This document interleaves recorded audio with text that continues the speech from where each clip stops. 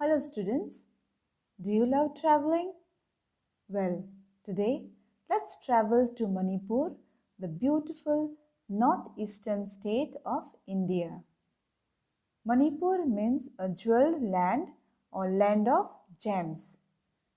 The state capital is Imphal. Manipur is a land of natural beauty. Loktak, the largest freshwater lake in North India, is located in Manipur. Now let's know about the culture and values of Manipur through a story written by Indira Mukherjee titled Who Will Be Ningthou? Indira Mukherjee is a well-known children's author and an excellent storyteller. A king is called a Ningthou and a queen is called a Lima in Manipuri. This is a story from Manipur about what qualities make a good ruler. In the story, the king and the queen are good rulers. They love and care for their people as well as birds, animals and trees.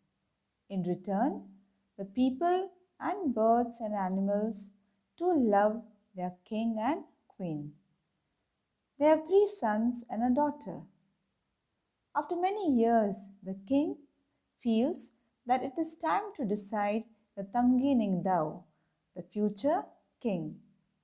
He wants to choose a successor to the throne, but he does not want to follow the old practice where the eldest son always becomes the king. He wants to select a king who is most worthy of becoming the king. He wants the throne to go to the wisest and the most able child. Now let us read the story and find out what the king does to select the Tangi Ningthou, the future king. Long, long ago, in the land of Kanglipak, in Manipur, there lived a Ningthou and a Lima. They were loved dearly by the people. The Ningthou and Lima, on their part, never stopped thinking about their Miyam, their people. Our Miyam should be happy, they said. The people were not the only ones who loved their Ningthou and Lima. The birds and animals too loved them. The Ningthou and Lima always said, everybody in Kanglipak should live in peace. Not only the people, but the birds and animals and trees. The beloved king and queen had 3 sons, Sanajoba, Sanayamma, and Sanatamba. 12 years later, a daughter was born. She was named Sanatombi. She was a lovely child, soft and beautiful inside. She was loved by one and all. The years went by and the children grew up. And then one day, the Ningthou called all his ministers and said, "It is now time to decide the Tangi Ningthou, the future king." The ministers were shocked. "But O Ningthou, what is there to decide? Sanajoba, your eldest son, will be our future king." "Well," the Ningthou replied, "that's how it happened in the old days. The eldest son always became the king. But times have changed. So let us select a king who is most worthy of becoming a king. We will have a contest to select the future king," the Lima said. And so, in the land of Kanglipak, there was a contest, a horse race. Whoever reached the kongnang, the banyan tree, first would be declared Tangi Ningthou. But then a strange thing happened. Sanajoba, Sanayamma and Sanatamba, all 3 of them finished the race together.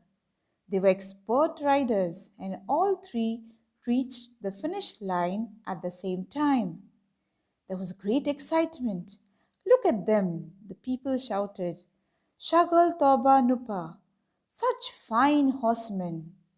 But one question remained. Who would be the Tangi Ningthou? The Ningthou and Lima turned to their sons. The Ningthou said, Sana Joba, Sana Yemma, and a Sana Tomba, you have proved that you are fine horsemen. Do something different, each one of you, so that we can decide who will be Tangi Ningthou. Suddenly, Sanajoba mounted his horse and held his spear straight in front of him. He looked around. There was hush among people. What is Sanajoba, the elders, going to do? They thought to themselves. Sanajoba then looked at the huge Kongneng standing majestically in the distance. He pierced the tree and jumped his horse right through it. Bravo, bravo, the people shouted. Tauro, Tauro. And then they fell silent. Now it was the turn of the second son, Sanayema. What would he do? Sanayema too looked at the Kongneng as he mounted his horse. Then he too rode towards the tree harder and harder. The people watched in silence, afraid even to breathe. When he was really close, he urged his horse to jump. Higher and higher the horse rose until horse and rider jumped clear over the huge tree and landed on the other side in a wonderful motion. The people breathed in relief and said in unison, Fajay, Fajay, wonderful, wonderful. And now it was the turn of the youngest son, Sanatomba. He too rode his horse towards the Kongne, and before anybody knew what was happening, uprooted it. Triumphantly he carried the tree to the Ningthou and Lima and laid at their feet.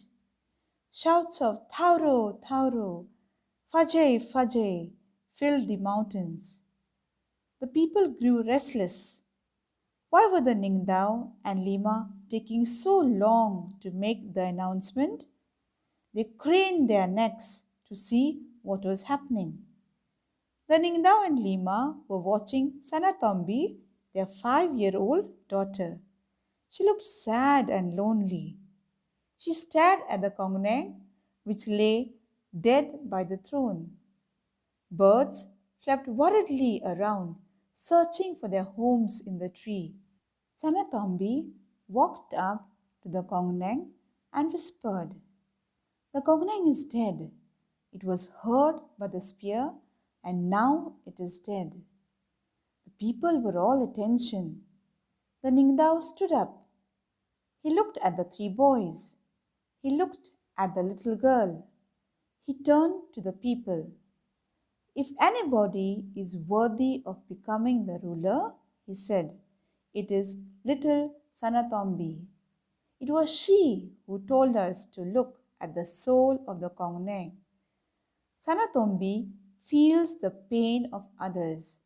She feels the pain of the people, the birds, the animals, the trees. I declare Sanatombi the future Lima of Kanglipak. The Ningthou said. A silence fell. Everyone turned to look at the little girl, their future queen. There she stood, all of 5, like a small Kongneng, with birds flying all around her. They sat on her shoulders and on her head. She held out her hands, full of grain, and the birds flapped about her, pecking at the food. A Lima is one who doesn't hurt anybody in the kingdom. So students, in the story, we have seen that the king chooses Sanatombi as the heir to the throne even though she is a girl. He makes no difference between a daughter and a son. Both are equal in his eyes. And Sanatombi deserves to be the future queen, as She has the qualities of a good leader. She is kind, loving, and caring towards all. She feels the pain of not only the people but also of the animals, the birds, and the trees. The story also tells us that we must live in peace and harmony with our nature. We must not destroy our nature but protect it.